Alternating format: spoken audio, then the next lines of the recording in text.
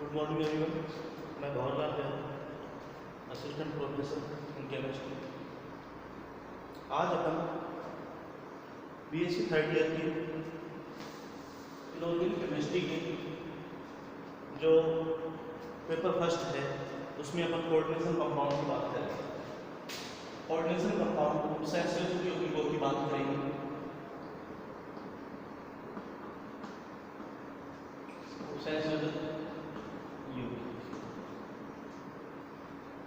देखो जो उपसंयोजित यौगिक है इसमें अपने को देखना है कि सबसे पहले उपसंयोजित यौगिक की बेसिक बात के बारे में। तो बेसिक बातें इनमें ये होती है कि उपसंयोजित यौगिकों की अपन पहचान कैसे करें। दूसरी बात, इसमें उपसंयोजित यौगिकों को एक्सप्लेन करने के लिए कई प्रकार की थ्योरी है। जैसे अपन बात करेंगे इसमें वीबीटी की।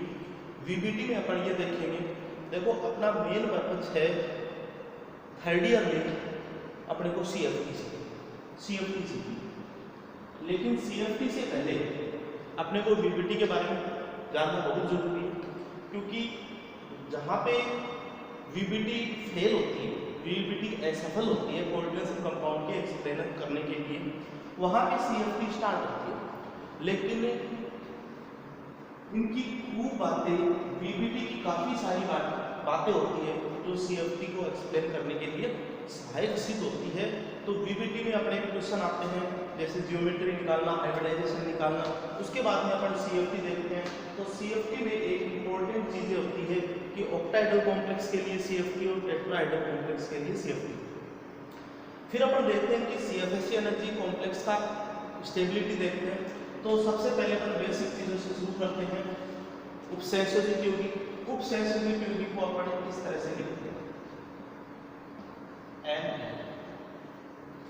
और यहाँ पे क्या होता है एक आयनिक पार्ट। इस वाले जो पार्ट को अपन बोलते हैं कोऑर्डिनेशन स्टेट, और इस वाले पार्ट को अपन बोलते हैं आयनिक स्फीयर बोलते हैं। अब देखो कोऑर्डिनेशन स्फीयर, इस तरह की जो अपने को चीजें देखने को मिलेगी, संरचना देखने को मिलेगी, उसी को अपन क्या बोलते हैं उपसंयोजित यौगिक कहते हैं। तो देखो इसमें एन होता है, ये क्या होता है मेटल होता है, कोई भी धातु होती है। एल होता है, ये क्या होता है लिगेंड। धातु और लिगेंड, इस तरह की जो शेप अपने को देखने को मिलती है वो होती है कोऑर्डिनेशन कंपाउंड। अब देखते हैं कि ये कोऑर्डिनेशन कंपाउंड, ये जो धातु होती है मोस्टली क्या होती है, ये संक्रमण तत्व होते हैं। संक्रमण तत्व होते हैं, संक्रमण धातु होती है।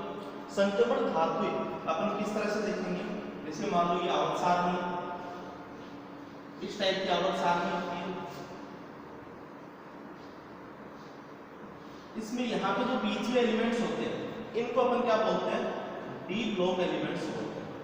और डी ब्लॉक एलिमेंट्स का मतलब संक्रमण धातु। संक्रमण धातु में भी अपन जैसे बात करें कि संक्रमण धातुएं कौन सी होती है, तो संक्रमण धातुएं होती है जिनमें डी कक्षक, डी ऑर्बिटल्स होता है, वो क्या होता है आंशिक रूप से भरा हुआ, पूर्ण रूप से भरा हुआ नहीं होता है, आंशिक रूप से भरा हुआ होता है। डी कक्षक अपनी सामान्य ऑक्सीकरण अवस्था में आंशिक रूप से भरा हुआ होता है, वो होते हैं सारे संक्रमण तत्व होते हैं, संक्रमण एलिमेंट्स होते हैं। तो इसमें डी ब्लॉक के एलिमेंट्स सारे आ जाएंगे, और वो क्या करते हैं मेटल के स्थान पे होते हैं। लिगेंड की संख्या इनमें अपन देख सकते हैं, मैक्सिमम लिगेंड की संख्या कितनी होती है 6 होती है। इस प्रकार की जो शेल को अपन कोऑर्डिनेशन कंपाउंड कहते हैं। अब देखते हैं कि धीरे धीरे कि कोऑर्डिनेशन कंपाउंड को एक्सप्लेनेशन करने के लिए क्या क्या थ्योरी आई थी, और अपन किस प्रकार से कोऑर्डिनेशन कंपाउंड को एक्सप्लेनेशन देंगे। तो सबसे पहले अपन बात करते हैं, एक सिद्धांत आया था जिसका नाम होता है वर्नर सिद्धांत। थोड़ी सी बेसिक बात है जो मैं आपको बताना चाहूँगा, क्योंकि ये सब सारी चीजें अपन ने बीएससी सेकेंड ईयर में पढ़ ली है। अब केवल थोड़ी थोड़ी एक दो बातें जो इम्पोर्टेंट है बताने की कोशिश करूँगा कि वर्नर सिद्धांत ने सबसे पहले उपसंयोजित यौगिकों का एक्सप्लेनेशन किया, और तब किया था ये कि इलेक्ट्रॉन की खोज नहीं हुई, उससे पहले ही वर्नर सिद्धांत ने उपसंयोजित यौगिकों के बारे में बता दिया था। कि वर्नर सिद्धांत ने इलेक्ट्रॉन की खोज होने से पहले ही उपसंयोजक यौगिकों के बारे में बताया था। और इसने क्या बताया था कि कोई भी उपसंयोजक यौगिकों में दो प्रकार की वैलेंसी पाई जाती है। एक को अपन बोलते हैं प्राथमिक संयोजकता, प्राइमरी वैलेंसी, और दूसरी को अपन बोलते हैं द्वितीयक संयोजकता, सेकेंडरी वैलेंसी। देखो यहाँ पे इतना डीप में नहीं लेना अपने, वर्नर्स ने दो प्रकार की संयोजकता बता दी, प्राइमरी वैलेंसी और सेकेंडरी वैलेंसी। तो प्राइमरी वैलेंसी को अपने कैसे पहचानेंगे, सेकेंडरी वैलेंसी को कैसे पहचानेंगे। मान लो मैं एग्जांपल लिख रहा हूँ वहाँ पे FeCO6 प्लस, ये एक एग्जांपल मैंने लिख दिया कोऑर्डिनेशन के ऊपर। तो जो इस धातु पे जो ऑक्सीकरण अंक होंगे, धातु के ऑक्सीकरण अंक होंगे कितने होंगे इसमें, +2। ये +2 क्या होगी इसकी प्राइमरी वैलेंसी। प्राथमिक संयोजकता क्या होगी, जो मेटल आयन पे जो ऑक्सीकरण अंक होंगे, ऑक्सीकरण अवस्था होगी, वो उसकी क्या होगी प्राइमरी वैलेंसी होगी। अपन बात करते हैं सेकेंडरी वैलेंसी। तो लिगेंड की संख्या, इसमें लिगेंड कितने हैं, लिगेंड कितने हैं, CO की संख्या कितनी है 6। तो सेकेंडरी वैलेंसी कितनी हो जाएगी इसकी 6 हो जाएगी इसकी सेकेंडरी वैलेंसी। मतलब लिगेंड धातु से कितने बॉन्ड बना रहे हैं, लिगेंड धातु से कितने उपसंयोजक बॉन्ड बना रहा है, वो क्या हो जाएगी उनकी सेकेंडरी वैलेंसी हो जाएगी। और प्राइमरी वैलेंसी कौन सी हो जाएगी, जो मेटल आयन है, केंद्रीय धातु आयन है, केंद्रीय धातु के ऑक्सीकरण अंक कितने होंगे वो उसकी प्राइमरी वैलेंसी हो जाएगी। ये चीजें अपने को देखनी है थोड़ी सी वर्नर्स थ्योरी के बाद। अब अपन चर्चा करते हैं वर्नर्स थ्योरी के बाद में उपसंयोजक यौगिकों में समझने की कोशिश करते हैं कि वीबीटी क्या होता है। देखो वीबीटी वैलेंस बॉन्ड थ्योरी जिसको अपन बोलते हैं,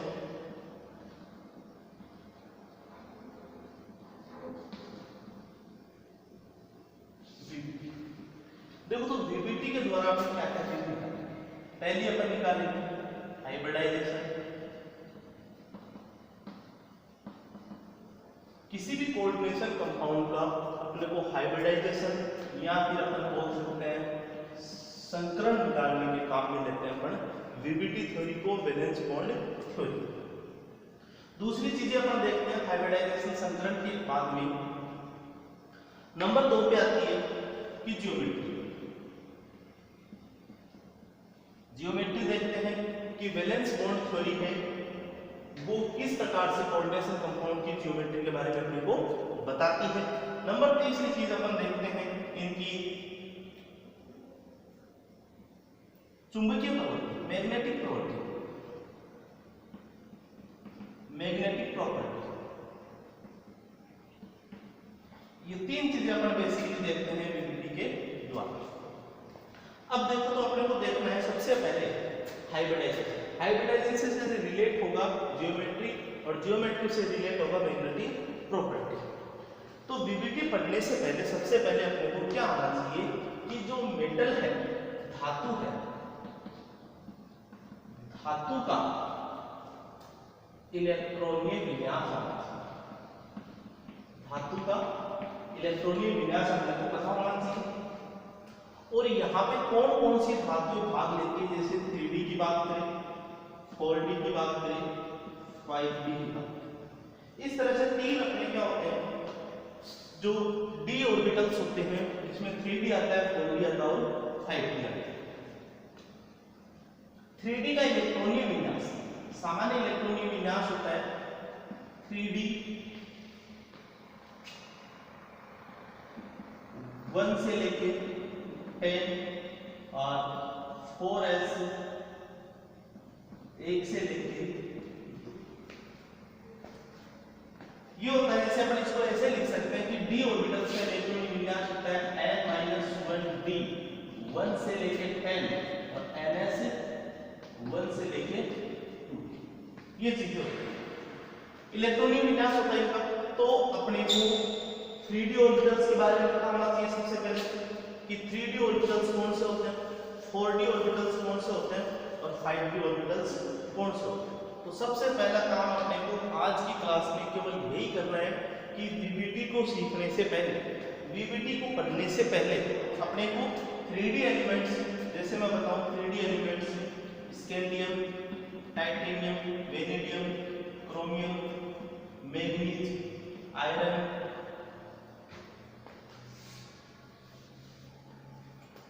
कोबाल्ट, निकल, कॉपर और जिंक। इसी तरह से 4D elements yttrium, zirconium, niobium, molybdenum, technetium, ruthenium, lithium, rhodium, palladium, Ag और Ct। इसी तरह से अपन देखते हैं कि 5D एलिमेंट्स लैंथनम, हाफनियम,